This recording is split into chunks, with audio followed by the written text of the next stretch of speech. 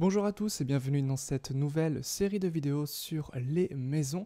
Aujourd'hui, on va étudier la maison 1. Alors, petit, on va dire récapitulatif, petit rappel pour les gens qui connaissent déjà la signification de ces maisons. Et puis, pour ceux qui viennent de découvrir ou qui ne connaissent pas encore, on va voir tout cela ensemble. Alors, la maison 1, on va commencer par cette maison. C'est la plus importante. Pourquoi? Parce que tout simplement, c'est ce qu'il se passait à l'horizon au moment de votre naissance. C'est-à-dire que là où est placé l'ascendant, donc la constellation qui se levait à l'horizon au moment de votre naissance, va déterminer la maison 1. Et du coup, par conséquent, va déterminer l'ensemble du thème. Et cette maison 1, comme c'est votre ascendant, cet ascendant va avoir un impact direct sur vous-même. C'est-à-dire que la maison 1, ou l'ascendant, résume à elle seule l'entièreté du natif.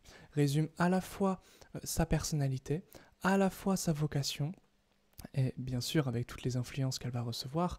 Alors quand je dis maison 1, c'est maison 1 et le maître de la maison 1. C'est-à-dire que chaque signe a un dispositeur, a un maître. Et le maître de cette maison est en fonction du signe ou de la constellation de l'ascendant. Si par exemple je suis dans donc la maison 1 est en bélier, le maître de la maison 1, le maître de l'ascendant sera Mars. Si je suis l'ascendant en taureau, donc la maison 1 en taureau, le maître de 1 sera Vénus, et ainsi de suite. Donc après, effectivement, il faut bien connaître la disposition, qui est maître de quoi. Donc effectivement, je vais vous montrer un schéma dans quelques temps, quelques vidéos, qui sera assez simple, puisque vous allez voir qu'il y a le trône de la lumière, qui sont gouvernés par le cancer, donc dispositeur la lune, et puis le lion dispositeur ou maître le soleil.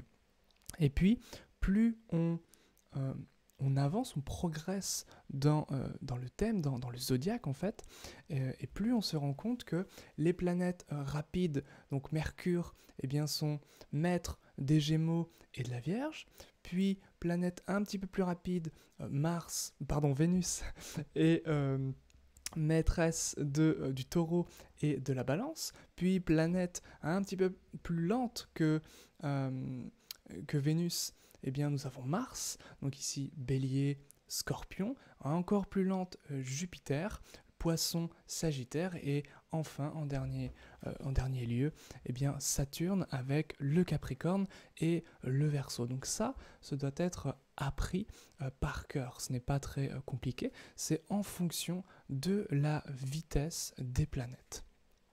Donc ici, très important, la maison 1 et son maître va nous renseigner sur le natif, sur...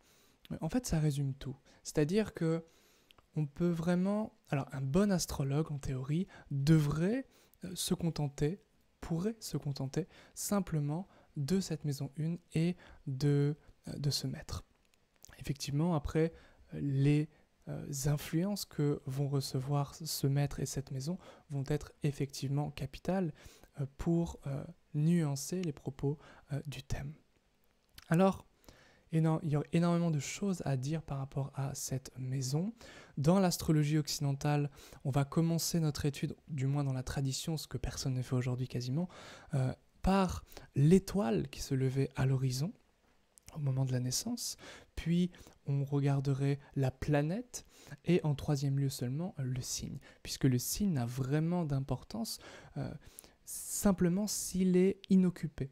C'est-à-dire que, par exemple, si je suis né durant l'ascendant Gémeaux, lorsque la constellation des Gémeaux était à l'horizon au moment où je suis né, et qu'il n'y a ni étoile majeure ni planète à cet ascendant, le signe du Gémeaux, ce qui est déterminant, ce qui va...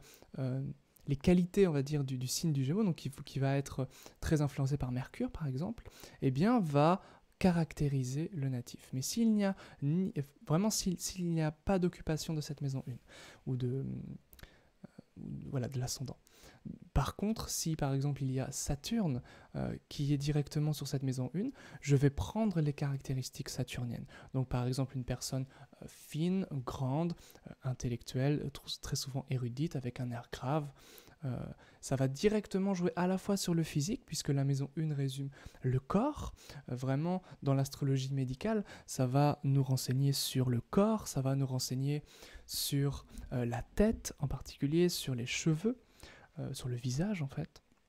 Et puis, effectivement, ça a vraiment un impact sur le physique, sur le comportement, sur la personnalité, et puis par conséquent, bien sûr, la vocation, puisque la maison 1, c'est vraiment la voix du latin vox, donc qui a donné la vocation. Donc c'est très intéressant d'étudier un petit peu pour, voilà, en 3-4 minutes, même pas, on jette un œil sur le thème, on regarde ce qui influence la maison 1, s'il y a une planète dans cette maison 1, on sait tout de suite à quoi va ressembler le natif, à quoi va ressembler le consultant. Ça, c'est un jeu très intéressant à faire, un exercice très intéressant à faire que je vous propose, que je vous recommande de faire évidemment. Alors après, il nécessite de bien connaître la symbolique des planètes et puis l'aspect, on va dire, au niveau de la personnalité, l'aspect au niveau du physique. Donc on va dire au niveau des Vata, ça va être les personnes saturniennes, les personnes mercuriennes, les personnes plutôt Pitta, bien des signes de feu, donc solaire, Mars également. Le Kapha, ça va plutôt être des signes vénusiens, enfin les planètes vénusiens, les planètes Jupiter. La Lune, elle change vraiment beaucoup de forme, donc la Lune est un petit peu plus difficile à cerner, on va dire. Mais bon, plutôt une tendance kappa quand même. Donc ça, c'est vraiment en relation avec l'Ayurveda. Si vous avez des bases par rapport à ces doshas, donc en Ayurveda. Et puis sinon, bien simplement, vous observez un petit peu. Et par l'observation, vous verrez, vous comprendrez qu'il y a vraiment une loi, des mécanismes, un système qui s'opère autour de ces planètes et de la particularité physique par rapport à ces planètes. C'est vraiment un exercice amusant, ludique et qui nous apprend énormément sur la symbolique et sur, on va dire, la manifestation symbolique des choses. C'est vraiment très intéressant à faire. Ensuite, alors, c'est vrai que ça représente, toujours dans l'Ayurveda, les 7 tissus, les 7 dhatus. Donc c'est pour ça que les 7 planètes, le septénaire, dans la tradition, sont fondamentales et sont cohérents. 7 jours de la semaine, les 7 dhatus, donc les 7 tissus. Effectivement, si on rajoute d'autres planètes, eh bien, tout est, on va dire, ça ne tient plus debout. Donc c'est important de maîtriser, on va dire, ces 7 planètes, les 7 notes, voilà, les 7 chakras. Enfin, c'est vraiment ce chiffre en plus qui est vraiment sacré, qui est vraiment fondamental à garder et à comprendre, à étudier bien sûr. Et ensuite, après, on peut rajouter des choses.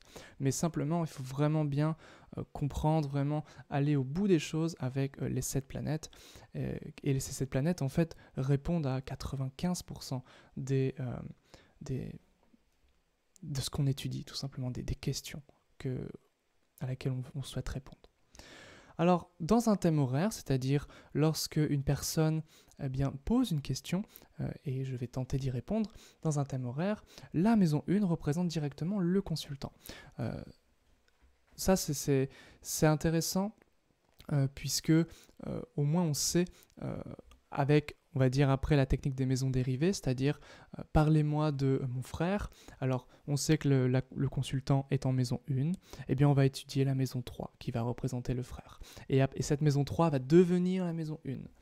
Non, ça c'est un petit peu compliqué, c'est un système intéressant, les maisons dérivées, que je traiterai durant évidemment une autre vidéo.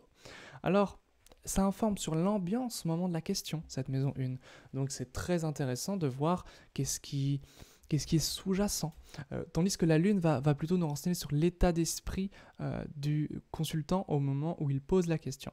Donc ça, c'est extrêmement fondamental de voir ça. Donc, par exemple, Raoult en maison 1, lorsque la personne pose la question, du doute, de la confusion, c'est brumeux, on va dire, au niveau de son horizon, au niveau de sa tête.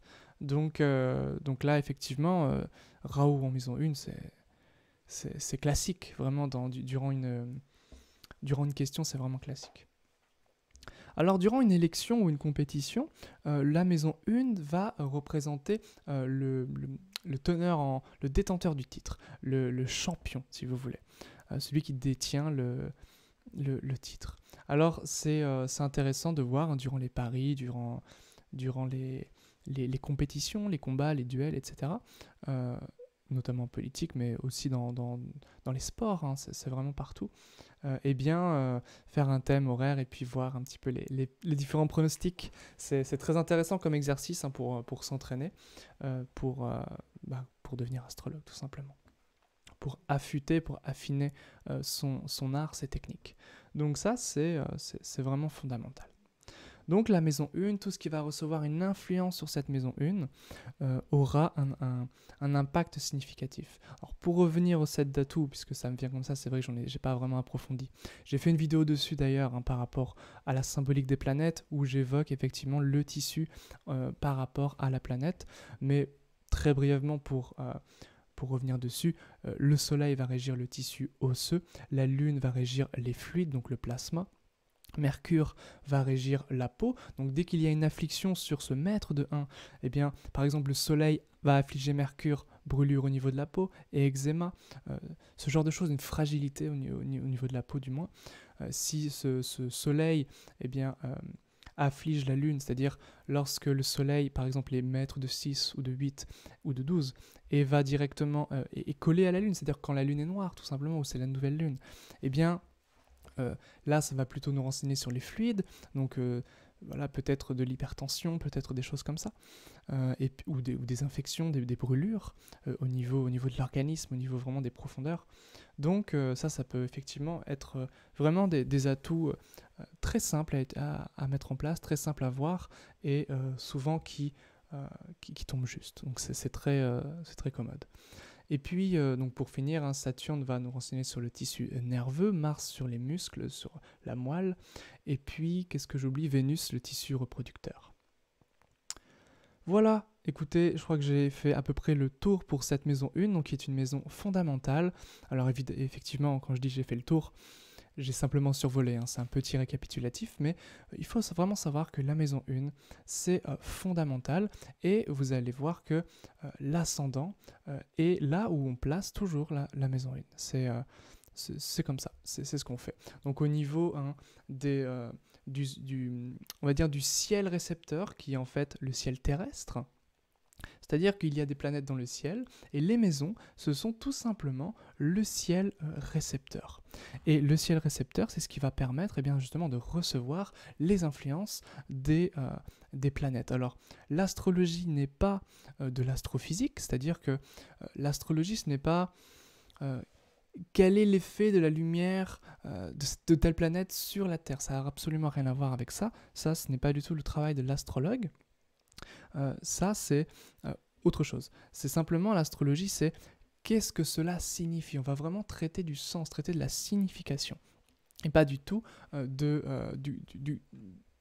on va dire des influences physiques des astres. Ça n'a absolument rien à voir avec l'astrologie. Il faut bien que les choses soient claires. Donc, ça, c'est intéressant de comprendre. Alors, la maison, c'est, si vous voulez, le zodiaque, donc les 12 signes, c'est la respiration de la lumière dans l'année. Tandis que les maisons, c'est la respiration de la lumière en une journée. C'est-à-dire que toutes les 2 heures, l'ascendant change de signe. C'est-à-dire que, en gros, on change de maison, si vous voulez, toutes les 2 heures. Donc la maison 10, ça va nous représenter la culmination. C'est-à-dire la maison 1, c'est l'ascendant, l'horizon. Le descendant, donc ça va être devant, le descendant, ça va être derrière, la culmination, maison 10, tout en haut, donc la culmination, maison 7, le descendant, c'est derrière soi, le couchant, et puis la maison 4, c'est vraiment l'anticulmination, c'est ce qui est vraiment en bas, c'est là où l'on vient, donc le foyer, etc. On verra ça dans la vidéo sur la maison 4. Voilà, j'espère que ce petit récapitulatif vous aura été bénéfique. Et puis, ça fait jamais de mal de revoir un peu les bases. Donc, pour les autres vidéos, donc je ferai de même pour toutes les autres maisons. Voilà, si vous désirez un petit préambule gratuit directement dans votre boîte de réception, eh bien n'hésitez pas à cliquer sur le lien dans la description et puis je vous enverrai le préambule d'une dizaine de minutes dans votre boîte mail. Alors comptez quelques jours puisqu'il y a de plus en plus de demandes, donc eh bien c'est toujours à la fois agréable d'en recevoir et puis à la fois eh bien n'hésitez pas à faire preuve de patience, voilà. Mais ne vous inquiétez pas, je remplis normalement tous les préambules. Alors il se peut qu'il y ait parfois des petits bugs de formulaire, donc n'hésitez pas à m'envoyer un message privé si c'est le cas. Voilà, c'est tout. Donc je vous souhaite une très belle étude et puis à bientôt pour une prochaine vidéo.